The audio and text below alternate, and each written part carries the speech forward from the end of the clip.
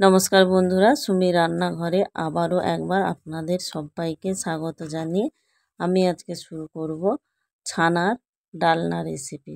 তো কিভাবে বাড়িতে খুব সহজে ছানা কেটে আপনারা ছানার এই ডালনা রেসিপিটি তৈরি করবেন, সেটাই আজকে আপনাদের সাথে শেয়ার করব। আর এই রেসিপিটি যদি গরম ভাতের সাথে থাকে তাহলে আর কোনো কিছুর প্রয়োজন হবে না। এই এক পদ দিয়েই সবার খাওয়া হয়ে যাবে। আর মাছ মাংস কোনো কিছুর প্রয়োজন হবে না। নিরামিষের দিন হলে এই রেসিপিটি আপনারা একবার হলেও ট্রাই করে দেখতে পারেন, আশা করি ভালো লাগবে। তো চলুন রেসিপিটি দেখে নেওয়া যাক। প্রথমে আমি 1 লিটার লিকুইড দুধ নিয়েছি। দুধটা আমি গরম করতে বসিয়ে দিয়েছি। এখানে কিন্তু গ্যাসের আঁচটা আমি হাইতে রেখে দুধটা গরম করে নেব। এই যে দেখুন, এইভাবে দুধটা ফুটে উঠলে গ্যাসটা একদম লোতে রেখে দেব। এরপরে আমি একটা মিডিয়াম সাইজের পাতিলেবুর রস কেটে রেখেছিলাম, সেই রসগুলো দিয়ে দেব। প্রথমে আমি 4 চামচ মতো লেবুর রস দিলাম। দিয়ে এরকম নাড়াচাড়া করতে করতেই কিন্তু দুধটা কেটে ছানা হয়ে যাবে। এই যে দেখুন, আপনারা দেখে আশা করি বুঝতে পারছেন। এই যে দেখুন, ছানা কেটে গেছে। এরপরে গ্যাস অফ করে দেব।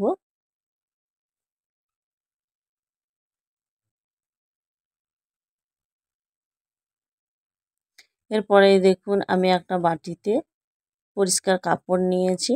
সেই কাপড়ে ছানাগুলোকে আমি ঢেলে নেব।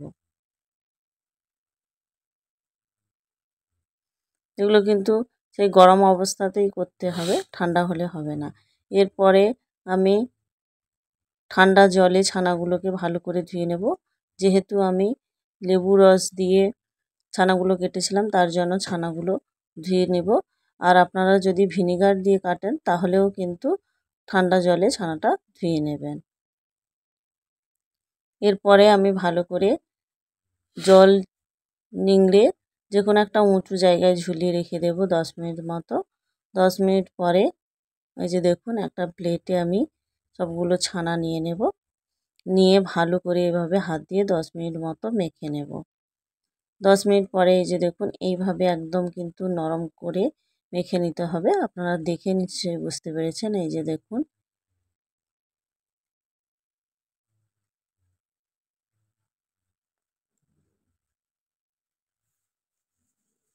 এরপরে আমি ছোট ছোট লেচি আকারে কেটে নেব।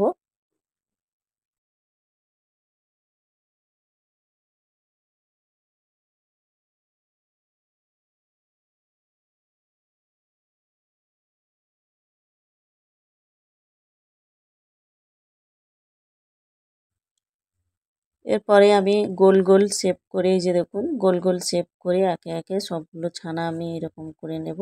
আপনারা চাইলে লম্বা শেপ করে করতে পারেন। আমি এখানে গোল শেপ করে করছি। আপনাদের যেটা ভালো মনে হয় সেটাই করবেন। সবগুলো লেচি আমি এরকম গোল শেপ করে, যে দেখুন, আপনারা দেখে বুঝতে পেরেছেন, গোল গোল শেপ করে করে নিয়েছি। এরপরে কড়াই বসিয়ে গ্যাস অন করে দিয়ে দেব পরিমাণ মতো সরিষার তেল। আমি কিন্তু এই রান্নাটা সরিষার তেলে করব, আপনারা চাইলে সাদা তেল দিয়েও করতে পারেন। এরপরে আমি ওই বড়াগুলোকে, ছানার যে বড়াগুলো ভেজে নেব। প্রথমে আমি 4টে দিয়েছি, অল্প করে দিলাম। সরিষার তেলটা কিন্তু খুব ভালো করে গরম করে তারপরে কিন্তু বড়াগুলো দেব। এই যে দেখুন, এইভাবে লাল লাল করে ভাজা হয়ে গেলে কিন্তু তুলে নেব। এক সাইড এইভাবে লাল করে ভাজা হয়েছে, আর এক সাইডে উল্টে ভেজে নেব। এই যে দেখুন, 2 সাইড লাল করে ভাজা হয়ে গেছে। এরপরে আমি তুলে নেব। আপনারা এইভাবেও খেতে পারেন, খুব ভালো লাগে। একে একে সবগুলো বড়া আমি কড়ার থেকে তুলে নেব।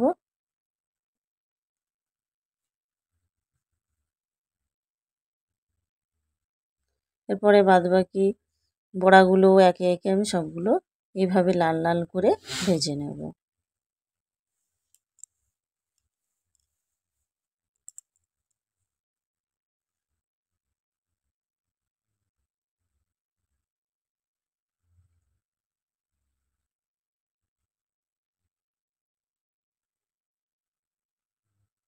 এই যে দেখুন এগুলো আমার এরকম লাল লাল করে ভাজা হয়ে গেছে। এরপর একে একে সবগুলো তুলে নেব।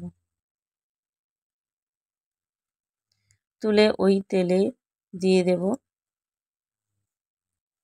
একটা তেজপাতা হাফ করে দিয়ে দিব, আর দেব একটা শুকনো লঙ্কা গোটা, আর হাফ চামচ মতো গোটা জিরে, আর সামান্য হিং। যেহেতু আমি তরকারিটা একদম নিরামিষ করছি তার জন্য হিংটা দিলাম। হিং দিলে রান্নার ফ্লেভারটা কিন্তু খুব ভালো আসে। এরপরে আমি আগে দুটো মিডিয়াম সাইজের আলু কেটে রেখেছিলাম, ওই আলুগুলো দিয়ে দেব। এরপরে দিয়ে দেব হাফ চামচ মতো লবণ। লবণ দিয়ে নাড়াচাড়া করে আমি 1 মিনিট মতো ঢাকা দিয়ে দেবো। এখানে গ্যাসের আঁচটা কিন্তু মিডিয়ামে রাখবো। 1 মিনিট পর ঢাকা খুলে আবারও একটু নাড়াচাড়া করে নেব, দিয়ে আবারও কিছুক্ষণ আমি 1 মিনিটের মতো ঢাকা দিয়ে দেব। 1 মিনিট পর ঢাকা খুলে এভাবে দেখুন হালকা লাল লাল হয়ে আলুগুলো ভাজা হয়ে গেলে দিয়ে দেব 1 চামচ মতো আদা আর কাঁচা লঙ্কা একসাথে পেস্ট করে রেখেছিলাম, ওই পেস্টটা দিয়ে আবার নাড়াচাড়া করে আমি 1 মিনিট মতো ভেজে নেব, যাতে আদার কাঁচা গন্ধটা না থাকে।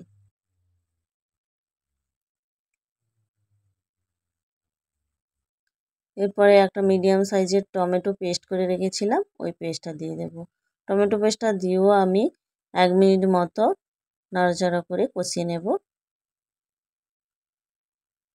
এরপরেই দিয়ে দেব হাফ চামচ হলুদের গুঁড়ো, হাফ চামচ লাল লঙ্কার গুঁড়ো,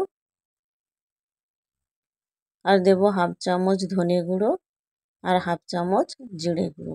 এবার সব গুঁড়ো মশলাগুলো দিয়ে আবারও আমি ভালো করে কষিয়ে নেব।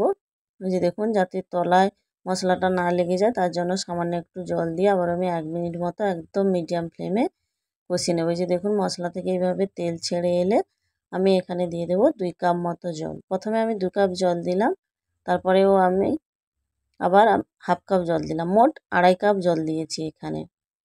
আপনার যে যেরকম ঝোল রাখবেন সেইভাবে জলটা দেবেন। তো খুব বেশি ঝোল হলে ভালো হবে না। এরপরে আমি হাফ চামচ মতো লবণ দিলাম, লবণটা পরিমাণ মতন দেবেন আপনারা। আর দিলাম হাফ চামচ মতো চিনি। চিনিটা অবশ্যই করে দেবেন, যেহেতু নিরামিষ রান্না করছি। আর তরকারির টেস্টটা ব্যালেন্স রাখার জন্য অল্প হলেও আপনারা চিনিটা দেবেন। দিয়ে আমি 2 মিনিট মতো ঢাকা দিয়ে দিয়েছিলাম। 2 মিনিট পর ঢাকা খুলে এভাবে ঝোলটা ফুটে উঠলে আগে যে আমি ছানার বড়াগুলো ভেজে তুলে রেখেছিলাম ওই বড়াগুলো দিয়ে দেব। বড়াগুলো দিয়ে একটু নাড়াচাড়া করে আমি 1 মিনিট মতো মিডিয়াম ফ্লেমে আবার একটু ঢাকা দিয়ে দেব।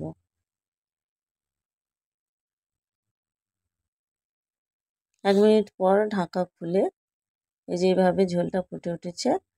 এরপরেই দিয়ে দেব হাফ চামচ মতো গরম মশলার গুঁড়ো। গরম মশলার গুঁড়োটা দিয়ে গ্যাস অফ করে আমি 10 মিনিট মতো ঢাকা দিয়ে দেব।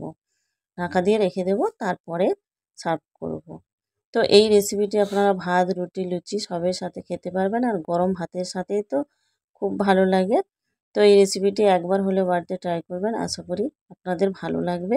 তো আমার এই রেসিপিটি কেমন লেগেছে অবশ্যই কমেন্ট করে জানাবেন। যদি ভালো লেগে থাকে লাইক করে দেবেন। ভালো থাকবেন, সুস্থ থাকবেন। এতক্ষণ দেখার জন্য ধন্যবাদ।